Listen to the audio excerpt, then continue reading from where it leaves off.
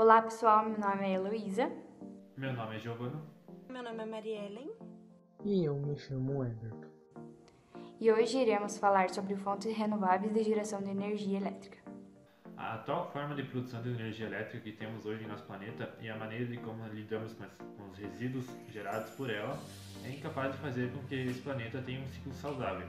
Um exemplo disso é a grande quantidade de CO2 que é liberada na atmosfera e também de outros gases, contribuindo muito assim com o efeito estufa.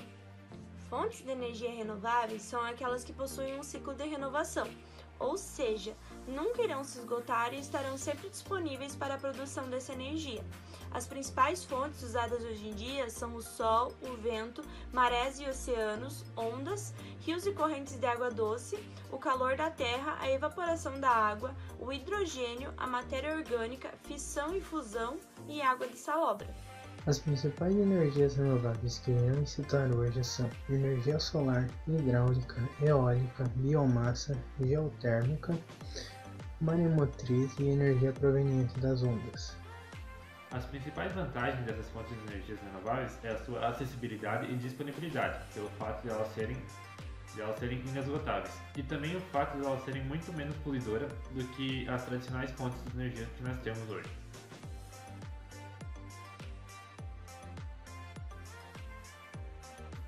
A energia solar provém da radiação solar. Essa energia é gerada a partir dessa radiação, que é captada por painéis fotovoltaicos, que a gente irá ver mais por frente, e é uma das energias mais abundantes da Terra e que está em grande expansão. Um pouco da história da energia solar é que em 1838 a energia solar fotovoltaica aparece na história da energia solar, pelo francês Alexandre Edmond, que descobriu pela primeira vez o efeito fotovoltaico. Mais para frente, em 1877, William Adams descobriu que o selênio, quando era exposto à luz, gerava eletricidade. A partir disso, ele criou a primeira célula fotovoltaica de selênio. Depois de um tempo, descobriram o silício, que produzia eletricidade suficiente para operar em dispositivos elétricos. Mas as primeiras células disponíveis comercialmente não apareceram antes de até 1956, pelo custo muito alto e perdendo a importância pelo custo muito baixo de energia não renovável e combustíveis fósseis. Mas isso durou até os anos 70, quando razões econômicas colocaram a energia solar em destaque, sendo utilizada para aquecimento de água e também para a produção de energia elétrica. Como citado acima, a energia solar provém da radiação solar. Essa radiação solar é a transferência da energia por ondas eletromagnéticas que atravessam o espaço e chegam até a Terra. Como todo mundo sabe, é aquela responsável pela fotossíntese das plantas e para manter a temperatura da Terra favorável para a vida. Um pouco do funcionamento das placas voltaicas é que elas são feitas por células fotovoltaicas constituídas pelo material silício, que é uma unidade básica responsável por absorver a luz do Sol e converter em energia elétrica. Esse material é muito abundante na Terra, só que ele é encontrado em forma de areia, mas através de métodos adequados obtém-se em forma pura. Só que esse material em forma pura, ele não possui elétrons livres, então ele se torna um mau condutor. Mas, para a inversão disso, é adicionado outros elementos como o silício. O silício com o fósforo cria-se um material portadores de elétrons livres ou com carga negativa, que é do tipo N. Já o silício com o boro cria características inversas, ou seja, com a falta de elétrons ou um material com cargas positivas, do tipo P. Cada célula solar compõe-se de uma camada fina do material do tipo N e outra camada mais grossa do material do tipo P.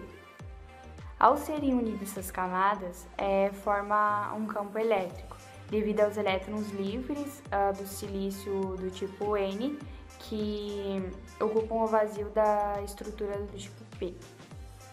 No momento em que a radiação solar incide sobre a célula fotovoltaica, os fótons, que são partículas elementares da radiação eletromagnética, chocam-se com outros elétrons da estrutura do silício, formando fornecendo-lhes, né, energia e transformando em condutores. Devido ao campo elétrico que é formado pela junção N-P, os elétrons são orientados e fluem da camada P para a N, por meio de um condutor externo ligado a uma camada negativa e outra positiva. Gera-se um fluxo de elétrons, que é a corrente elétrica, e enquanto a luz incidir sobre essa célula fotovoltaica, esse fluxo é mantido. Então, existem 3 tipos de forma de energia solar: a energia solar fotovoltaica, a energia solar térmica e a energia solar heliotérmica. A energia solar fotovoltaica, como eu expliquei antes, ela resulta, né, em um processo químico que ocorre em células fotovoltaicas composto pelo silício, materiais semicondutores, e essa energia gera apenas eletricidade. Já a energia solar térmica, ela aproveita a radiação solar para obter energia térmica para a produção de água quente para fins domésticos. E a energia solar heliotérmica, que baseia na concentração da radiação em um único ponto, como mostra essa imagem, que é tipo de uma torre ou em um tubo a vácuo para aquecer o líquido, assim gerando vapor que irá operar em uma turbina conectada a um gerador elétrico. Para ser utilizada a energia solar, existem 2 métodos de obtenção: o direto e o indireto. O direto consiste em somente uma etapa para a obtenção da energia solar e transformá-la em energia que possa ser utilizada, como a energia fotovoltaica. Já o indireto consiste em 2 ou mais etapas para a conversão de energia elétrica, como a heliotérmica. Primeiro precisa aquecer, depois passar pela turbina e depois gerar energia elétrica. Acho que uma das perguntas mais frequentes é quando não tem sol, por exemplo, em dias chuvosos e em dias nublados, é que sim, os painéis funcionam em dias nublados e dias chuvosos, já que eles dependem da incidência do sol e não do calor. Só que à noite a energia não é produzida, né? Ela é captada durante o dia e à noite ela é armazenada em baterias. A energia solar é muito vantajosa porque ela é renovável, sustentável, ela não tem ruído ou poluição, ela tem uma facilidade de instalação, pouca manutenção e ela tem uma vida muito útil. Já as desvantagens é impacto visual, que muitas pessoas não gostam, ela não tem geração à noite e ela depende de um alto custo para investimento. O mercado de energia solar no Brasil cresceu em 2019 cerca de 212%, alcançando 2,4 gigawatts instalados. Segundo a ANEEL, foram instalados mais de 110 mil sistemas fotovoltaicos. O Brasil é um país que tem alto índice de radiação solar, então podemos dispor que foi um bom desempenho, né, para o solar fotovoltaico. Nesse ano, o Brasil conta com 2,928 gigawatts instalada em energia solar, que corresponde a 1,6% da energia da matriz energética. E a nossa Santa Catarina se encontra no 6º lugar do ranking estadual, com 142,8 megawatts, que corresponde a 5% da energia. E no ranking mundial temos Alemanha, Estados Unidos, Japão e China. E uma curiosidade é que a China quer até 2050 gerar 100%, né, da sua energia em fontes renováveis.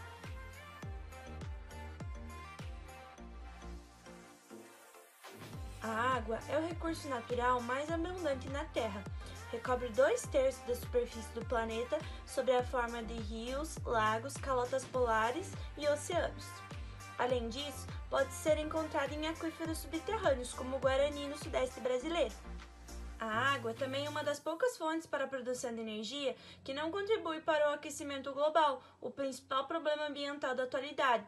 ela ainda também é renovável. Pelos efeitos da energia solar e a força da gravidade, de líquido ela se transforma em vapor, que se condensa nas nuvens e retornará à superfície terrestre em forma de chuva. A energia hidráulica ou hídrica é obtida a partir da energia potencial de uma massa de água. A forma na qual ela se manifesta na natureza é nos fluxos de água como rios e lagos e pode ser aproveitada por meio de um desnível ou queda d'água. Pode ser convertida na forma de energia mecânica, pela rotação de um eixo, através de turbinas hidráulicas ou moinhos de água. As turbinas, por sua vez, podem ser usadas como um acionamento de um equipamento industrial, como um compressor ou de um gerador elétrico, com a finalidade de prover energia elétrica para uma rede de energia. É necessário que haja um fluxo de água para que a energia seja gerada de forma contínua no tempo. Por isso, embora se possa usar qualquer reservatório de água, como um lago, deve haver um suprimento de água ao lago. Caso contrário, haverá redução do nível e, com o tempo, a diminuição da potência gerada. As represas das hidrelétricas, também conhecidas como barragens, são nada mais que lagos artificiais construídos num rio permitindo a geração contínua. A vazão da água é regularizada pela construção de lagos artificiais, construídos geralmente por materiais como pedra, terra e frequentemente cimento armado. Ela fecha o vale pelo qual o rio corre. As águas param e formam um lago artificial. Dele pode-se tirar a água quando o rio está baixo ou mesmo seco, obtendo-se assim uma vazão sempre constante para a produção da energia. A força da água em movimento é conhecida como energia potencial. Essa água passa por tubulações da usina com muita força e velocidade, realizando a movimentação das turbinas. Nesse processo ocorre a transformação da energia potencial, a energia da água, em energia mecânica, que é o movimento das turbinas. As turbinas em movimento estão conectadas a um gerador, que é responsável pela transformação da energia mecânica em energia elétrica. Uma usina hidrelétrica é formada basicamente pelo sistema de captação e adução de água, pela barragem, casa de força e vertedouro. A barragem serve para interromper o curso normal da água, criando um reservatório de armazenamento da água. O vertedouro permite controlar o nível da água do reservatório. Através de canais, túneis ou condutos metálicos, a água é represada, é captada e conduzida até a casa de força, onde as turbinas hidráulicas estão localizadas. A água passa pelas turbinas, fazendo com que estas girem. Nesse momento, a energia hidráulica é transformada em energia mecânica. No gerador, que está acoplado às turbinas, através de um eixo, a energia mecânica é transformada em energia elétrica. Após movimentar as turbinas, a água volta ao leito natural do rio pelo canal de fuga. Existem dois tipos de reservatório nas usinas hidrelétricas, o de acumulação e o fio de água. Os primeiros, que são o de acumulação, geralmente são localizados na cabeceira dos rios, em locais de altas quedas de água. Dado seu grande porte, permitem um acúmulo de grande quantidade de água e funcionam como estoques a serem utilizados em períodos de estiagem, mais conhecido também como barragens. Além disso, como estão localizados a montante das demais hidrelétricas, regulam a vazão de água das demais também. Regulam a vazão que irá fluir para elas, de forma a permitir a operação integrada do conjunto das usinas.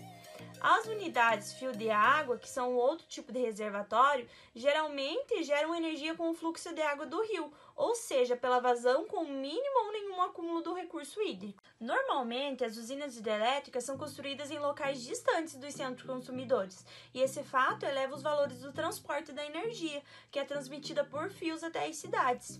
A eficiência energética das hidrelétricas é muito alta, em torno de 66%.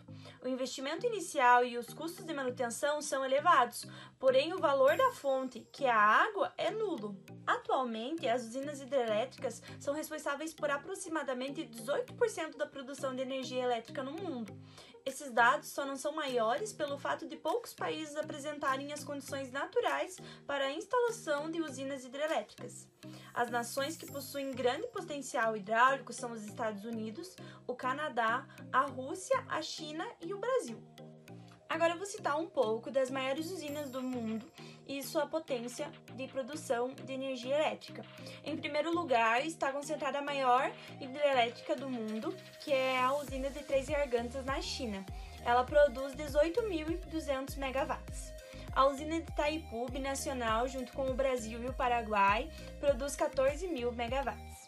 A Belo Monte, também no Brasil, produz 11.500 megawatts. A Guri, na Venezuela, produz 10.200 megawatts. Quinto lugar, também no Brasil, a Tucuruí, tanto a base 1 quanto a 2, produzem basicamente 8.500 megawatts. A Grand Cool, nos Estados Unidos, produz 6.500 megawatts. O Brasil possui 12% da água doce superficial da Terra, tornando-se o país com uma das maiores redes fluviais, contando com 12 bacias hidrográficas.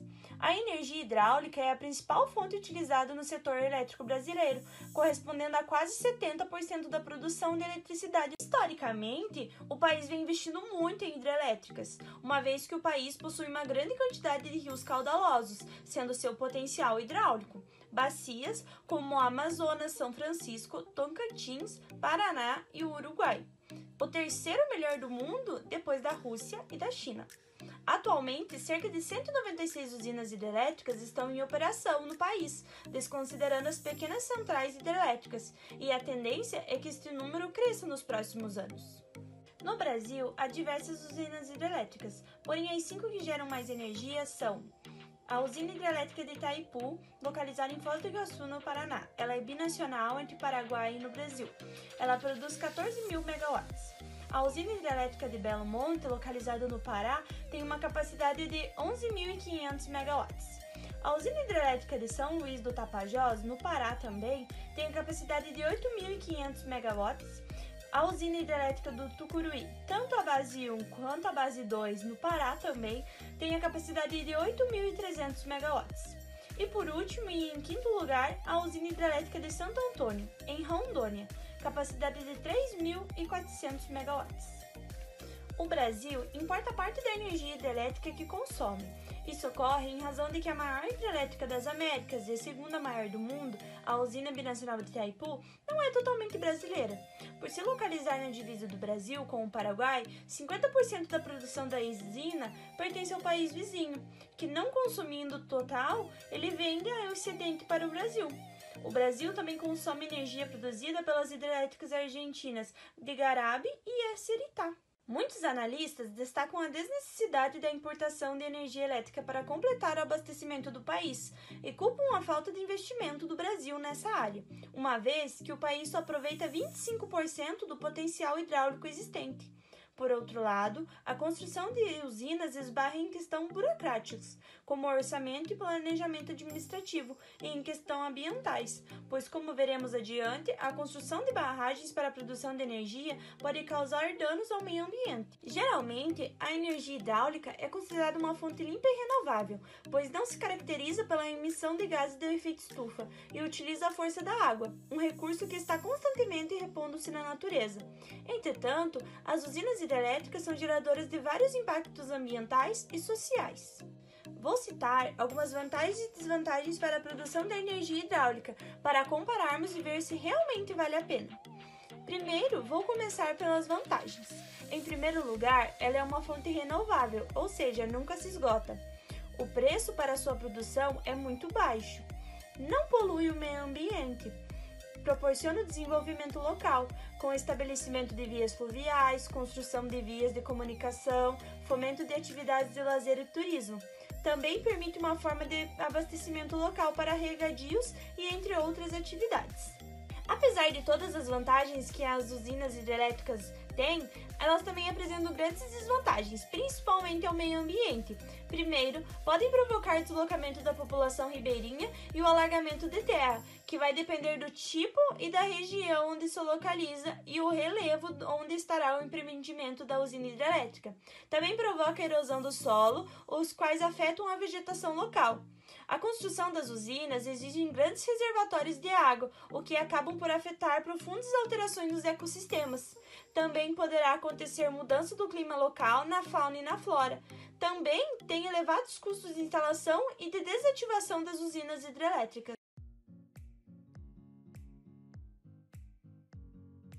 Bom, a energia elétrica gerada pelo aerogerador ou a turbina eólica funciona de maneira similar a um moinho de vento, em que a energia da massa do ar é convertida em energia mecânica, auxiliando os agricultores com a moagem de grãos e bombeamento de água. Na turbina eólica, o vento movimenta as pás e faz girar o rotor, que transmite a rotação ao gerador. que por sua vez converte a energia mecânica em energia elétrica.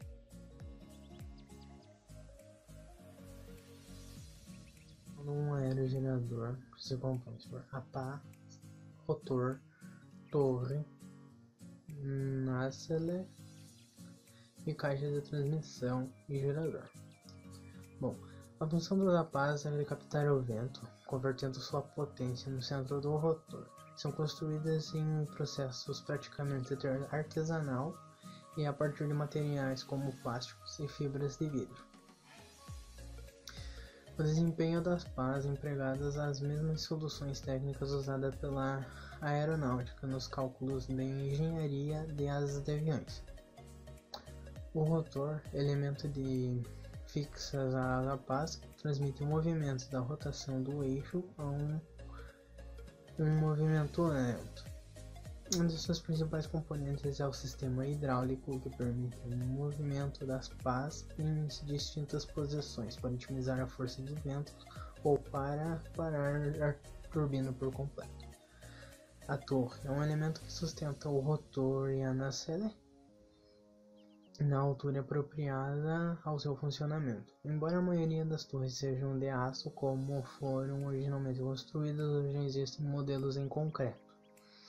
A nacelle é um compartimento instalado no alto da torre, composto por uma caixa multiplicadora, freios, embreagens, mancais, controles eletrônicos e sistemas hidráulicos. É o componente de maior peso do sistema.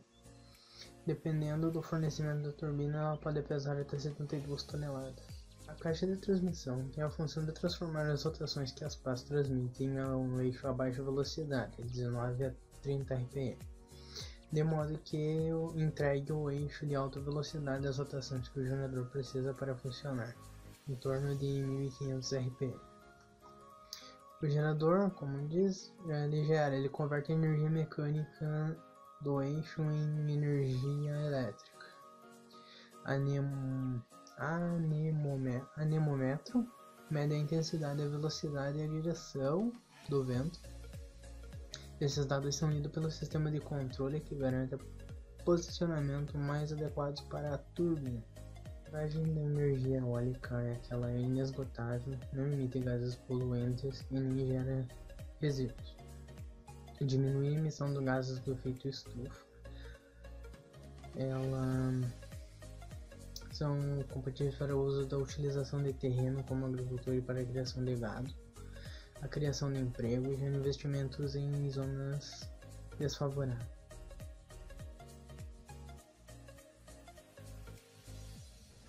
A biomassa é uma fonte de energia renovável que vem sendo utilizada há muito tempo, desde quando o ser humano descobriu o fogo para se aquecer, secar, cozinhar alimentos e muitas outras coisas.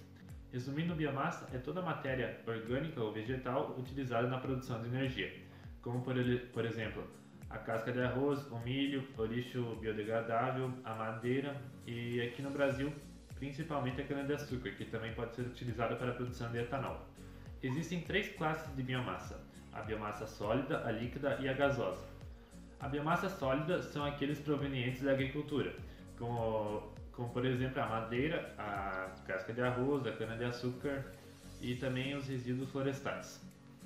Na biomassa líquida temos os biocombustíveis, que são líquidos com grande potencial de utilização, como por exemplo o etanol, que é extraído da cana-de-açúcar.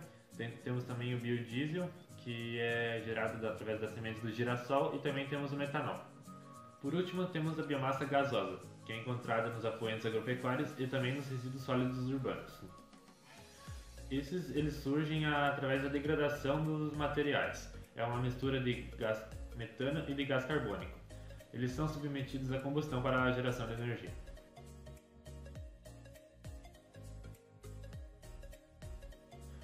Aqui temos uma usina que, como vocês podem ver, ela está utilizando a cana-de-açúcar para a geração de metanol e também a produção de energia elétrica. A cana-de-açúcar ela chega e passa por um moedor, onde é extraído o caldo que segue para a produção de açúcar e etanol. Do outro lado, também o bagaço é utilizado nas caldeiras para aquecer a água e gerar vapor.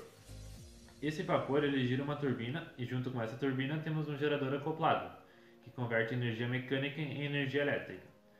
Parte dessa energia é utilizada pela própria usina e o resto pode ser vendida. Mas aí você se pergunta, como que ela é considerada uma energia limpa se na sua queima ela libera CO2? É considerada uma fonte de energia limpa porque a matéria-prima utilizada são plantas e essas plantas realizam fotossíntese. O gás carbônico ele é liberado no ar durante a queima e durante a fotossíntese as plantas acabam filtrando esse ar e assim acaba formando um ciclo. Agora eu vou falar um pouco sobre as suas principais vantagens e desvantagens. A principal vantagem da biomassa é que ela é uma fonte de energia que não emite gás carbônico no meio ambiente, graças ao ciclo que ela realiza, e assim ela não contribui para o efeito estufa. Ela também é uma fonte de energia extremamente barata e suas cinzas são menos agressivas para o meio ambiente. Também há uma menor corrosão nos equipamentos. Sua principal desvantagem é que, quando mal manuseada, acaba contribuindo para o desmatamento de florestas. Assim, acaba destruindo muitos habitats de animais.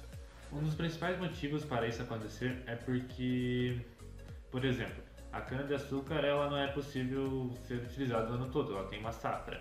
Então, quando ela não está disponível, as pessoas acabam buscando outra fonte de energia e assim acabam desmatando florestas. Uma solução para que isso não aconteça é ter duas fontes de matéria-prima.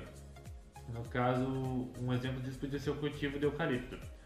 Enquanto a cana-de-açúcar está produzindo, utiliza-se a cana-de-açúcar, e quando ela está em falta, utiliza-se o eucalipto.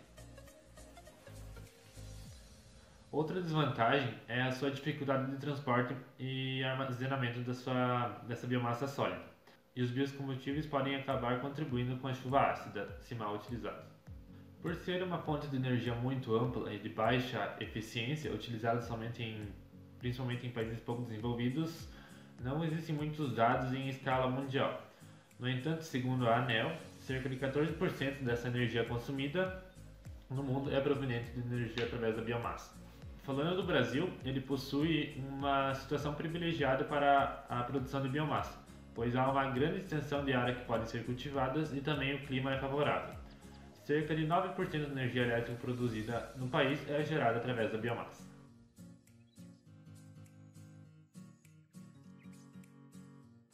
Na palavra geotérmica, o prefixo geo significa terra e o sufixo térmica significa calor. É energia obtida através do calor proveniente do interior do nosso planeta e é considerada uma das energias mais limpas. Então, o calor é trazido até a superfície terrestre, que é movimentada pela crosta terrestre, por intrusão do magma fundido e pela circulação de águas subterrâneas formadas por reservatórios de água quente sob alta pressão.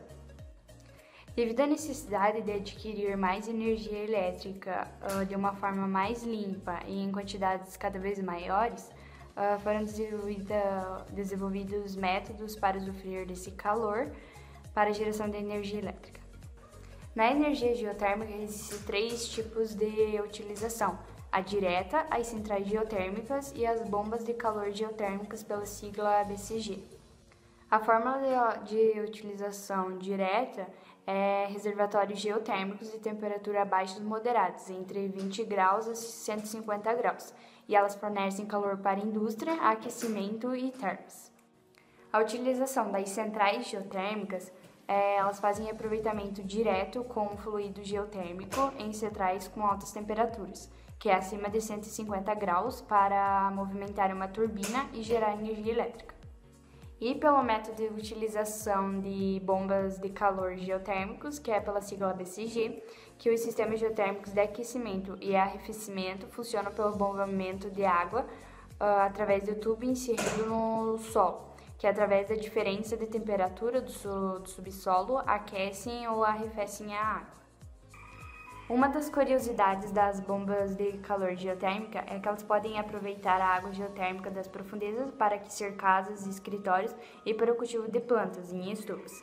Algumas cidades dos Estados Unidos utilizam a canalização da água quente geotérmica por baixo das ruas e estradas para derreter a neve durante o inverno. Para produzir eletricidade gerada pela geotérmica, são necessários recursos de geração de alta ou média temperatura, que geralmente são localizados em regiões regiões que têm placas tectônicas ativas. Os poços são perfurados a 1,6 km de profundidade ou mais e são perfurados em reservatórios subterrâneos para extrair vapor e água muito quente que aciona turbinas ligadas a geradores elétricos. A primeira eletricidade gerada geotermicamente foi produzida em Landerro, na Itália, em 1904. Atualmente existem 3 tipos de usinas geotérmicas, o que tem vapor seco, o flash e as binárias. As usinas que utilizam o vapor seco, esse método é mais antigo, é utilizado para retirar o vapor das fraturas do solo e usado para acionar diretamente uma turbina. As usinas que utilizam pelo método flash, eles puxam uma água quente e profunda de alta pressão para água mais fria de baixa pressão. O vapor resultante desse processo é usado para movimentar também uma turbina. E a forma de utilização binária, que a água quente é passada por um fluido secundário com um ponto de ebulição muito inferior à água. Isso faz com que o fluido secundário se transforme em vapor e acione a turbina. A maioria das usinas geotérmicas do futuro serão usinas binárias. As vantagens das usinas geotérmicas é que elas produzem menos poluição, pelo fato de que elas podem extrair o vapor sem precisar queimar combustíveis fósseis. Os campos geotérmicos produzem cerca de 1/6 de dióxido de carbono do que uma usina elétrica gerada a gás natural. Elas utilizam pequena quantidade de solo para operarem. A gente teria eletricidade 24 horas por dia.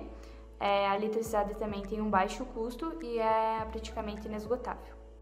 As desvantagens é que elas soltam um sulfeto de hidrogênio, que em grandes quantidades ele pode ser prejudicial à saúde e mesmo em pequenas quantidades ele tem cheiro de ovo podre. Pode ter poluição também dos depósitos aquíferos, deterioração da paisagem devido à poluição atmosférica e os projetos para usinas geotérmicas são muito caros. A energia geotérmica encontrada no Brasil é predominantemente utilizada para fins turísticos, como águas termais.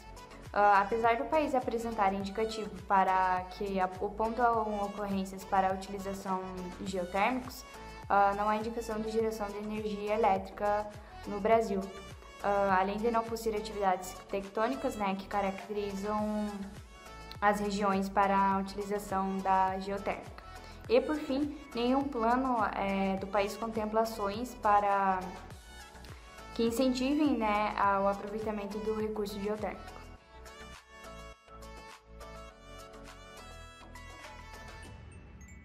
A energia maremotriz, ou a energia das marés, é o modo de geração de energia por meio do movimento das marés. 2 tipos de energia maremotriz podem ser obtidos: a energia cinética das correntes devido às marés e a energia potencial pela diferença de altura entre as marés alta e baixa. O sistema utilizado para a produção da energia maremotriz é semelhante ao de uma usina hidrelétrica. As barragens são construídas próximas ao mar e os diques são responsáveis pela captação de água durante a alta da maré. A água é armazenada e em seguida liberada durante a baixa da maré, passando por uma turbina que gera energia elétrica. É uma forma de geração de eletricidade obtida a partir das alterações do nível das marés, através de barragens que aproveitam a diferença de altura entre as marés alta e baixa ou através de turbinas submersas que aproveitam as correntes marítimas. O aproveitamento da energia das marés pode ser feito a partir de centrais elétricas que funcionam por ação da água dos mares. É necessário uma diferença de 7 metros entre a maré alta e a maré baixa para que o aproveitamento dessa energia seja renovável. Atualmente na Europa existem pelo menos 2 dessas centrais, uma no norte da França e a outra na Rússia. No Brasil, os locais favoráveis à construção de estações para aproveitamento dessa forma de energia, a energia maremotriz, são o estuário do rio Bacanga, em São Luís, no Maranhão, com marés de até 7 metros, e principalmente a ilha de Macapá, no Amapá, com marés de 11 metros. A topografia do litoral brasileiro não favorece a construção econômica de reservatórios assim, tendo pouquíssimo aproveitamento. Algumas cidades brasileiras possuem grandes amplitudes de marés, chegando até 6,8, mas não é o suficiente para o Brasil produzir esse tipo de energia. Um exemplo dessa energia maremotriz é a usina de La Rance, a primeira usina maremotriz do mundo, construída em 1966 na França. A amplitude da maré é de 8 metros, e este é um dos fatores que justificam o seu aproveitamento e a sua rentabilidade. Nos dias atuais, os países que mais utilizam desse sistema de geração de energia são o Japão, a França, a Coreia do Sul, Inglaterra, Estados Unidos, principalmente instalados no Havaí. Para a instalação de estações de captação de energia das marés, são necessários altos investimentos, e a sua eficiência energética é considerada baixa comparada à energia hidráulica de 65%. Aproximadamente, a energia das marés só oferece 20% de eficiência, ou seja, muito baixa. Agora, vou citar algumas desvantagens e vantagens da energia maremotriz, começando pelas vantagens. Considerando o investimento ao longo prazo, sem o esgotamento de recursos, pois a diferença entre as marés é constante. Outra vantagem é que a geração de energia maremotriz não depende do clima, ao contrário de outras fontes como a energia solar, eólica ou as hidrelétricas. O fluxo das marés está sujeito à ação gravitacional do Sol e da Lua e da rotação da Terra. Com informações sobre as marés, é mais fácil o estudo sobre a viabilidade da usina maremotriz. Apesar das vantagens da produção da energia maremotriz, as desvantagens ganham. Primeiro, ela tem pouca popularidade. Também tem um alto custo de construção e manutenção. Rápida depreciação das instalações por causa da água do mar. Em relação aos impactos ambientais, os mais comuns estão relacionados à flora e à fauna. Porém, esses impactos são bem inferiores se comparados aos causados por hidrelétricas instaladas em rios. Outro agravante é a possibilidade do rompimento das estruturas por furacões, terremotos ou qualquer razão que leve a uma inundação da região costeira.